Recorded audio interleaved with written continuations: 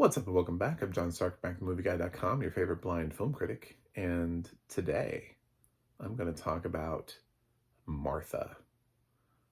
This movie does have audio description. It's currently available on Netflix. It's a Netflix original, so it should perpetually be available on Netflix. So if you're watching this and the world has ended in the apocalypse and this is 40 years later, 50, 60, however many, and the apes have taken over the planet, it should still be on Netflix. It's a Martha Stewart documentary, and it's Martha in her own words. And I love the audio description on this.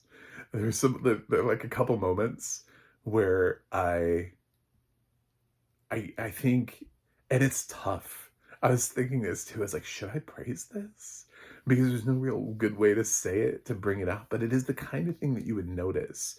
But it's also sort of like interpretive but the documentarian is holding a camera on something for a reason. And they kept the shot in so that you could see it. So I'm like, man, if I saw that, I would think, yes, that's what that is. Obviously. And that was the intention of the director, was to keep that in there so that you could see that. But there are like little moments where Martha will say something and then she'll sort of like react in sort of like I can't look you in the eyes type of way, and she like diverts her eyes from the camera and their eyes flutter like in a I don't want to talk about that. I don't know, leave me alone. It's like, don't go there. I don't know, where she's like, feels like she's dodging something. And the audio description kind of pointed that out and called it for what it was. And I think that's exactly why those shots are kept in there. So on one hand, I think people would be like, oh, you're overinterpreting.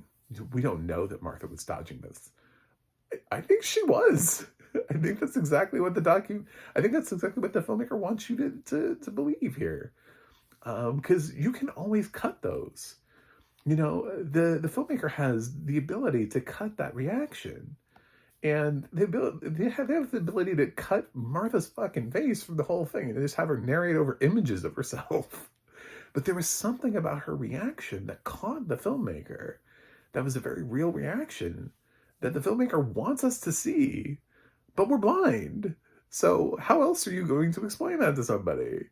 So yeah, there were some moments that I thought were really good and they did get a little interpretive, but I think you kind of have to, because I think the filmmaker is pushing you on a certain sort of narrative, which is, I didn't come here to just let Martha give me bullshit. You know what I'm saying? Like, I didn't come here just to have her give me flowers and roses and just tell me her life is amazing and she never fucked up and everything is great and whatever.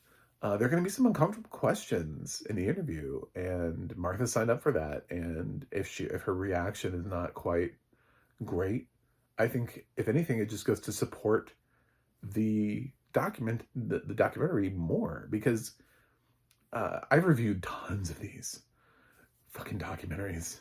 This is content creation.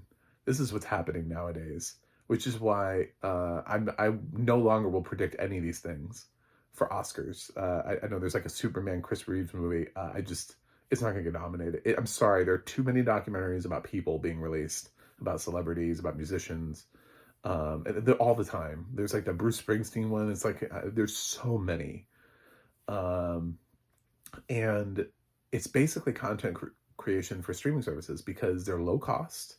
All you have to do is hire somebody who's fairly competent to put together a film with some images, get some interviews, and you've created something, and then you're hoping to pull in the audience based on who it is that you've interviewed.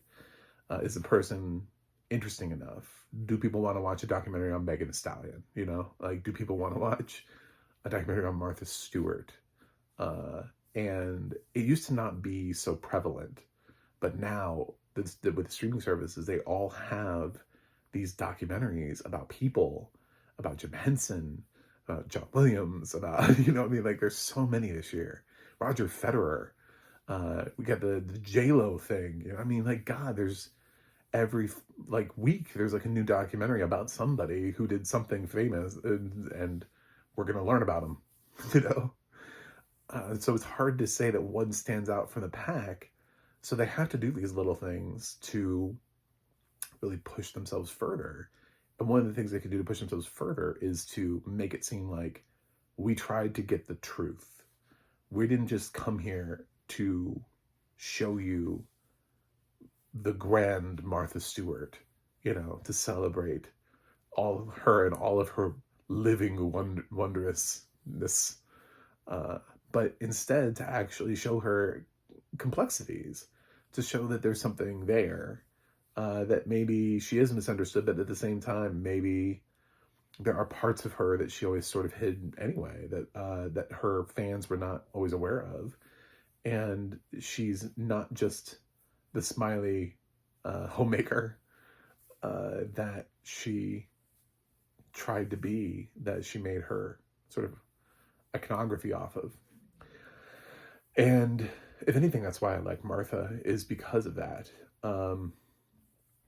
I think some criticism would be thrown at it because uh, maybe they feel like when we get down to the trial stuff, you know, with her conviction and jail sentence and stuff like that, it's like, what do you, there's only a certain amount of stuff she's ever going to talk about. She's still alive. You know what I'm saying?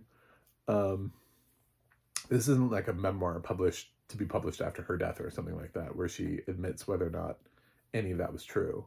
She's going to keep saying the same thing. There are no revelations in this section because she was never tried. So she's not in a case where double jeopardy protects her from being tried a second time. But as presented, the case is exactly what it seems, which is James Comey's overreach. And even though he's like, I'm not trying to make a name for myself. You absolutely fucking are trying to make a name for yourself by going after somebody who will get you on screen, on camera, who gets you this press interview to begin with. You know, if you had just like gone after the guy down the street, nobody would care. Like, you know, you got Greg, huh? You holding press conference? I don't know. The press is going to come, man. I don't think anybody cares about Greg. He was just... what did he even do for a living? I don't even know. What was his last name? It's Greg. You know, I mean, like, nobody cares. But when James Comey says, I'm going after Martha Stewart, time stops.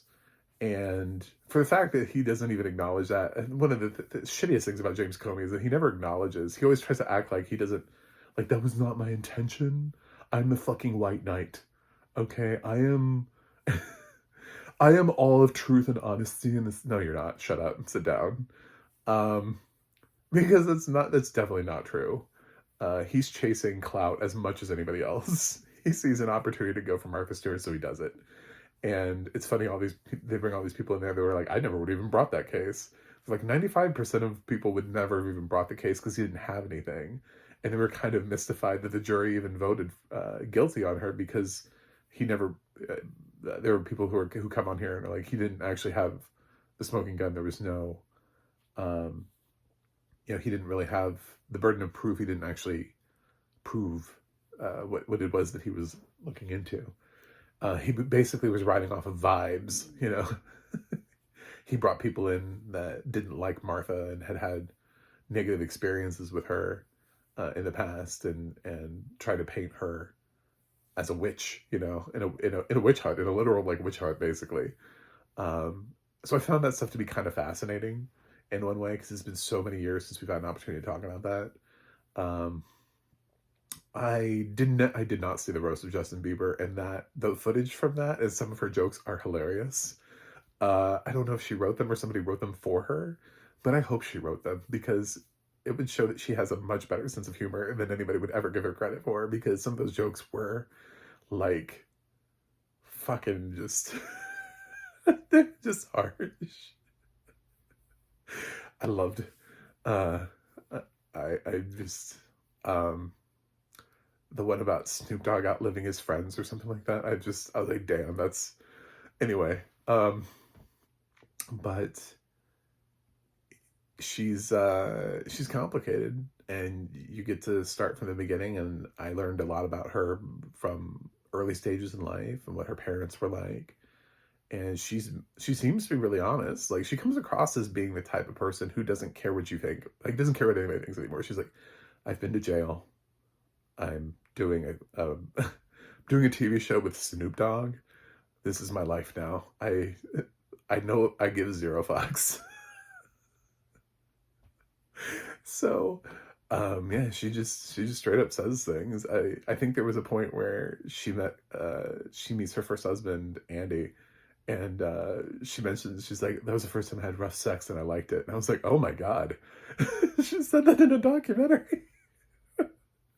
um and yeah, it's really interesting. I mean, it's just her stuff of her getting on Wall Street and being a Wall Street agent, and which I know is, they probably use that as being like, of course she knew.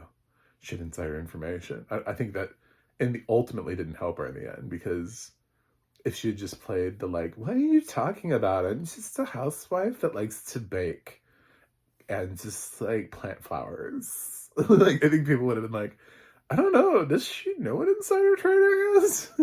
But it's really hard to say to the lady who worked on Wall Street for a few years, back when ladies didn't work on Wall Street. And they're like, at the time that Martha was working on Wall Street, they didn't even have a women's restroom. So, in the stock exchange. Which is just like, you're like, what? Literally no women? Like, um, but yeah. Anyway, I I found this oddly compelling in many ways, and I don't really have an opinion on Martha Stewart, like one way or the other.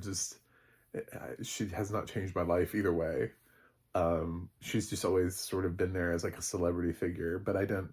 If you were to ask me, like, do I thumbs up or thumbs down, I'd be like, I don't really. I feel like I've had thumbs up and thumbs down moments of hers over the years, where I'm like, oh, that was nice. That was cool. I don't know about that. Like, I feel like that's basically a summarization of how I felt of Martha Stewart her whole life. Is just, I've never really been a follower of the cult of Martha, but at the same time, she's never just totally pissed me off. So, where I'm just like, oh God. There was something about like watching The Truth versus Alex Jones, another great documentary this year, where I was just like, yes, get him. I fucking hate that dude.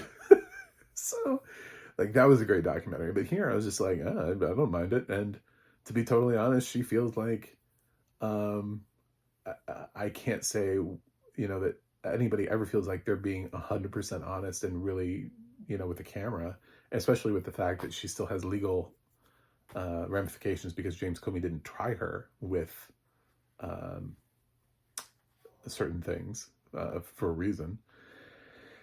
So, I mean, if that happened, then, if she really was 100% honest, I don't know. But I feel like she's at that point in life where she just doesn't care. And I feel like she was as honest as she could possibly be. But there were a couple times where she was asked an uncomfortable question about like cheating in marriage and stuff like that, where you could tell that she was put off, and there might have been a little something that she hid back. Just a little tidbit, like a little something, a little like, I want to say this thing, but I'm not going to say it. It may not even be about her. It could be a secret about somebody else. It could be, yeah, but you don't know this, you know? Um, so I would say it felt pretty honest. And for a lot of these documentaries about people who are still alive, that's hard to do. That's hard to pull off. And it's only because she's so frank in certain areas of it, where you're just like, well, of course she has to be.